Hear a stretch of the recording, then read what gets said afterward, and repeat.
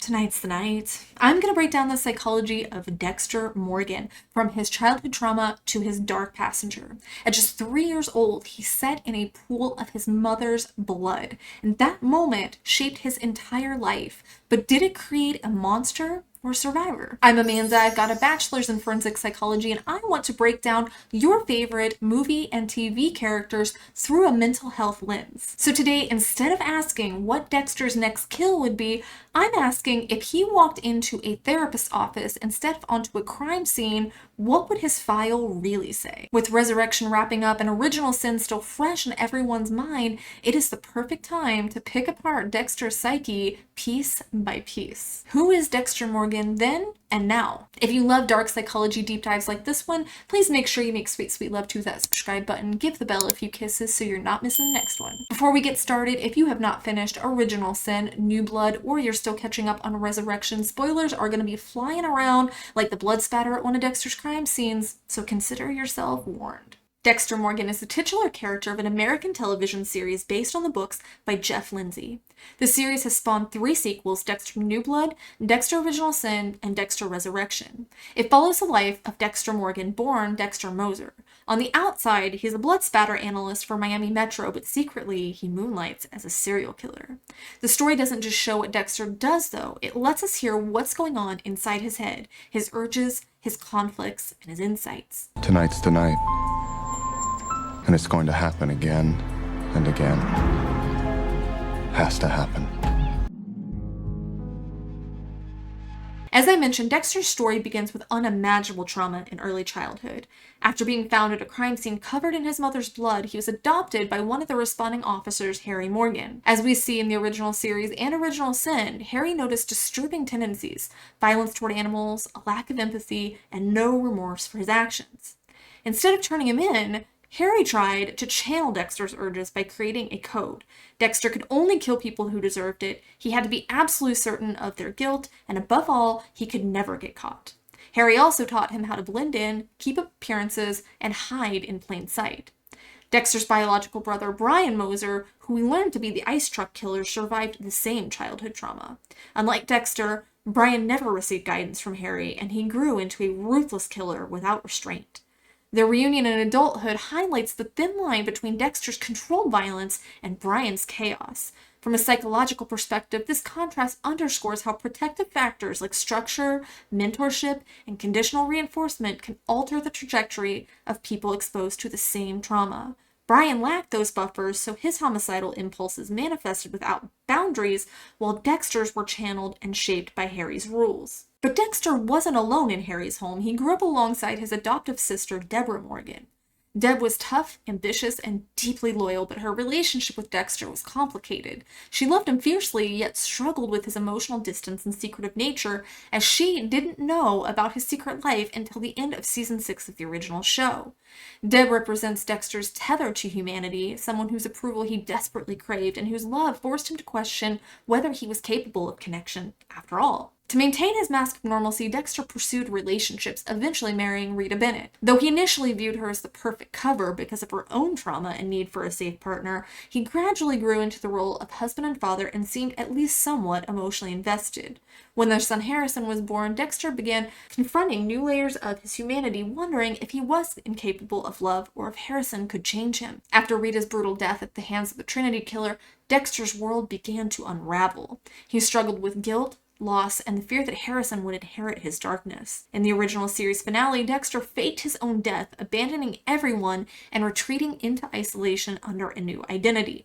Years later, in Dexter New Blood, he resurfaced in the small town of Iron Lake, New York, where he was attempting to live a life free of killing under the name Jim Lindsay. Eventually, he was forced to face not only his dark passenger, but also his long-lost son, Harrison, who had grown up without him. Though New Blood appeared to end with Dexter's death at Harrison's hands, Dexter Resurrection reveals that he survived, albeit with rather far-fetched reasoning, setting the stage for a new chapter. Now presumed dead once again, Dexter fled, running to New York City, where his story begins anew. The stakes ratchet higher when his old colleague from Miami, Angel Batista, resurfaces, determined to bring the Bay Harbor butcher to justice to honor his ex-wife, Maria LaGuerta, who had been a casualty of Dexter's murderous extracurricular activities when Debra had to choose between protecting her brother and killing Maria. In a shocking resurrection late-season twist, Batista is captured and tied to a kill table. Despite Dexter's refusal to kill him, the season's main villain, Leon Prater, steps in and shoots Batista, shattering one of Dexter's only remaining moral anchors. Dexter is left imprisoned in a vault, exposed and vulnerable, with the looming threat that Leon and his connections could take him down yet. From teenage trauma to New York manhunts, Dexter's story, from original sin to resurrection, brings full circle psychological evolution. Each phase adds layers to his mental profile. The trauma foundation, the balancing act of normal life, and ultimately the relentless pull of his compulsions in a world that's chasing him down.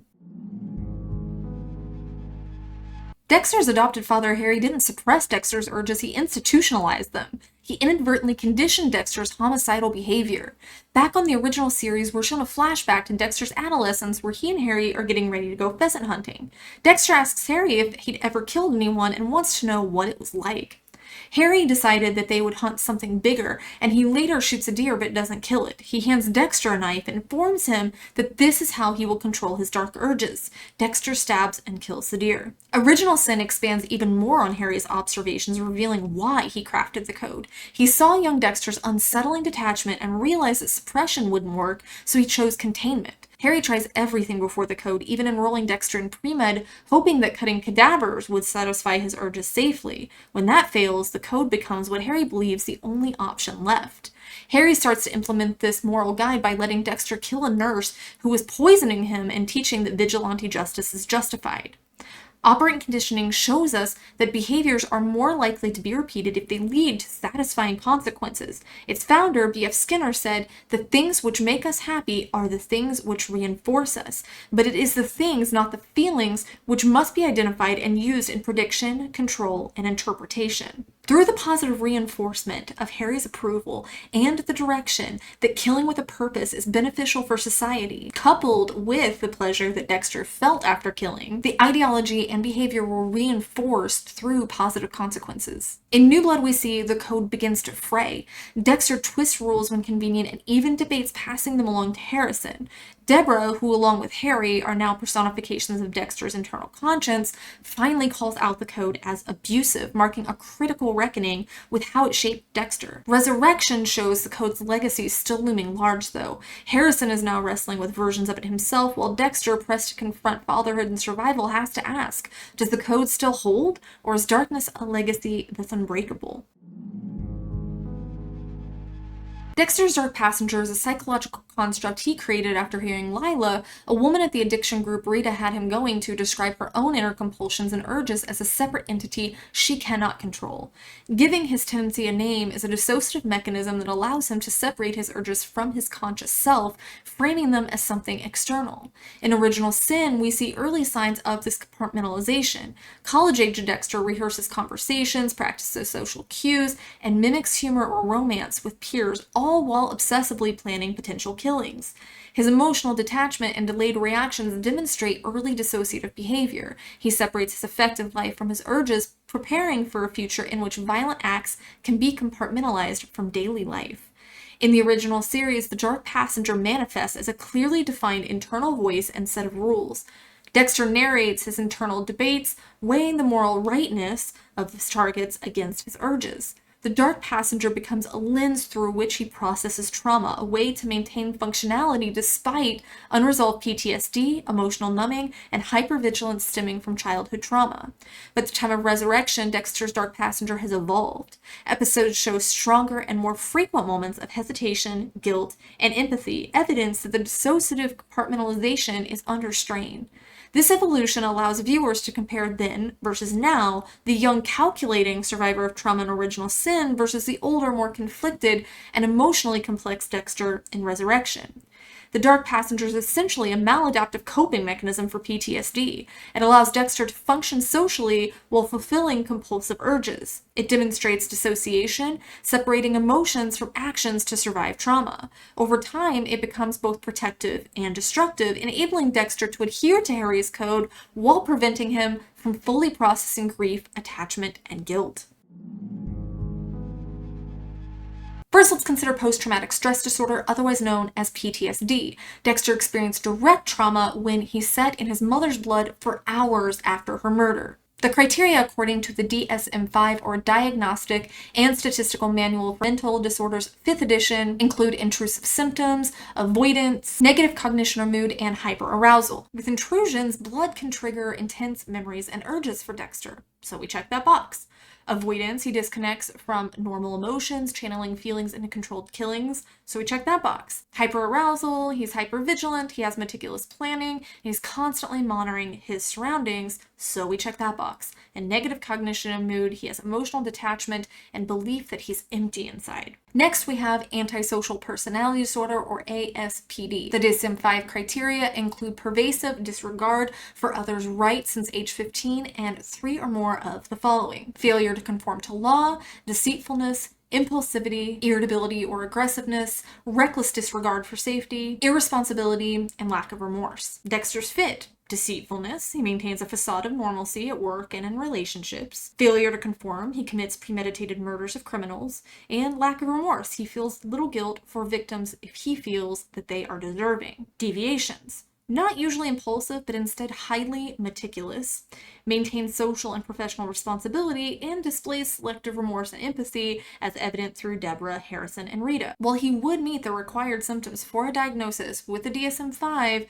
those deviations have to be noted. Another disorder that we can analyze is one that's often overlooked, and that's obsessive compulsive personality disorder, or OCPD, not to be confused with classic OCD, or obsessive compulsive disorder. OCPD captures extreme need for control, rigid rules, and perfectionism. These are traits that we see both in Dexter's social masking and in his infamous kill rituals. According to the DSM-5, OCPD is defined as a pervasive preoccupation with orderliness, perfectionism, and control at the expense of flexibility and efficiency. To receive a diagnosis, a person must meet at least 4 of the following criteria: preoccupation with details, rules, lists, or order; perfectionism that interferes with task completion; excessive devotion to work or productivity; inflexibility around morals or ethics; reluctance to delegate tasks; miserliness in spending; or rigidity and stubbornness. So how does this fit Dexter's profile? Preoccupation with order. His kill rooms are meticulously set up, cleaned, and followed step by step according to Harry's code. Perfectionism: if something feels off, whether in blood spatter analysis or murder logistics, he will redo it until he meets his exact standards. Excessive devotion to work: he maintains a flawless public life as a Miami Metro analyst, leaving no cracks in his professional persona. Inflexibility about morality: Dexter follows Harry's code rigidly. He cannot kill anyone innocent, no matter how convenient or tempting it might be. Rigidity: anytime circumstances force him to deviate from his plan or morality, he struggles to adapt, showing the strain of his rigid patterns. These OCPD traits reinforce the dark passenger, making Dexter's murders methodical, ritualized, and controlled.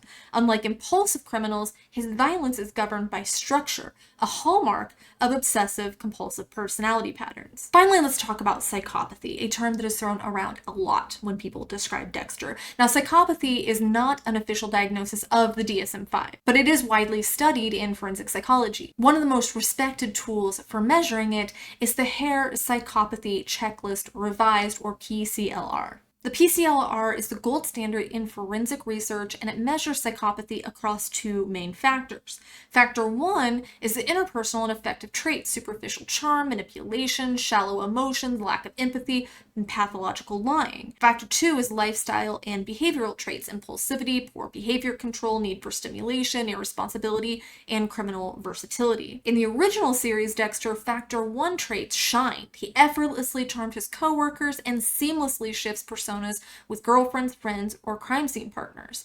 His narration reveals a practiced emotional facade, genuine empathy reserved rarely for people like Deb, Rita, or Harry, while everyone else is part of the act. Factor 2 traits were notably absent. Dexter wasn't impulsive or reckless. Every kill was precisely planned, each clue cleaned up. His world was tightly controlled by Harry's code, which turns his compulsion into ritual, not reckless thrill-seeking. With Resurrection Dexter, here's where it gets modern and even more compelling. Still Factor 1 through and through, even at a lavish serial killer fellowship, Dexter dons the persona Red with uncanny grit and charm, keeping control, listening, calculating how to blend in, yet never fully giving himself away. He's still missing Factor 2 impulses, though. Even when he's wanted, hunted, and reeling from exposure, he doesn't lash out randomly. He kills Gareth in self-defense, not for thrill. He refuses Prater's offer to kill Batista, even when it would secure his safety and impunity, and that refusal, even at personal risk, shows controlled ethics, starkly unlike impulsivity. While he doesn't hit Factor 2 impulsivity, he does show criminal versatility, a variety in methods and targets across seasons. Still, across the timeline, even in modern New York City, with surveillance snapping his every move, Dexter remains methodical, calculated, and intensely controlled. Dexter fits the mold of successful or high-functioning psychopath. He has some key psychopathic traits, but he stands apart because he has maintained some attachments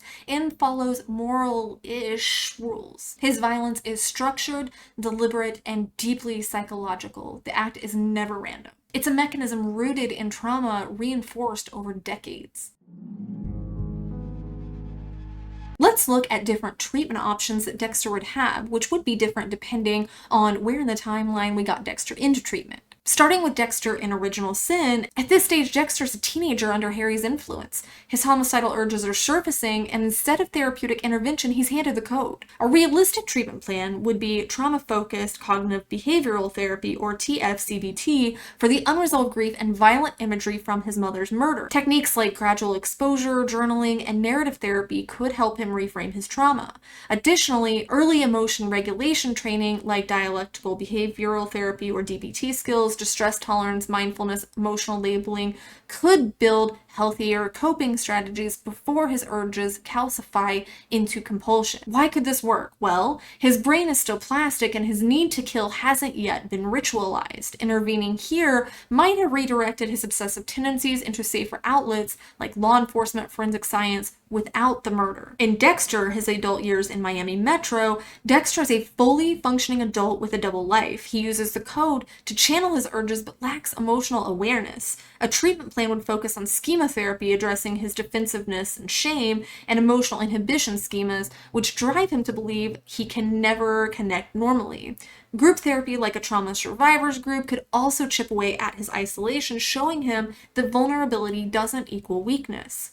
Why this could work is Dexter's love for Debra and later Rita proves he's not devoid of attachment. Therapy targeting attachment repair could slowly replace the code as his regulating framework. By Dexter New Blood, Dexter has tried to suppress the Dark Passenger, but the isolation and unresolved grief over Deb's death fuel its return. A treatment plan here would prioritize grief counseling combined with acceptance and commitment therapy, or ACT.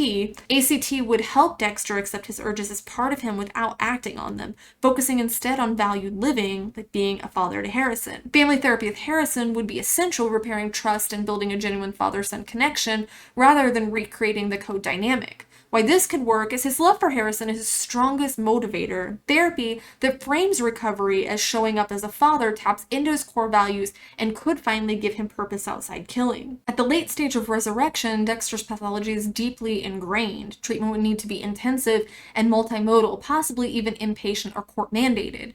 Trauma processing like eye movement desensitization and reprocessing, otherwise known as EMDR, or prolonged exposure, could revisit his mother's murder to resolve the frozen childlike part of him that fuels the Dark Passenger. Given his age and entrenched behaviors, treatment might also include pharmacological interventions to reduce compulsivity, SSRIs or impulse control medications.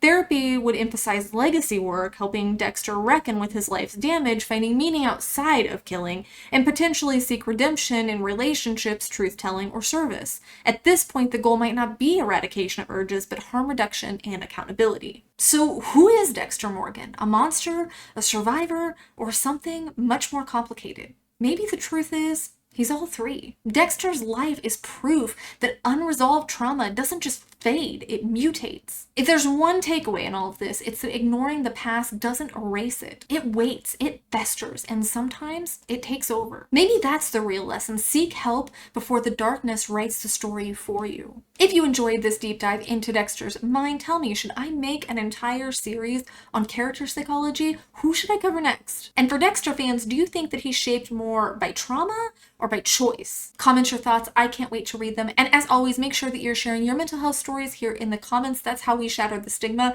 is by talking about it. Good, bad, and crazy. Sound off below. I love you guys so much, and I'll see you soon. Mwah.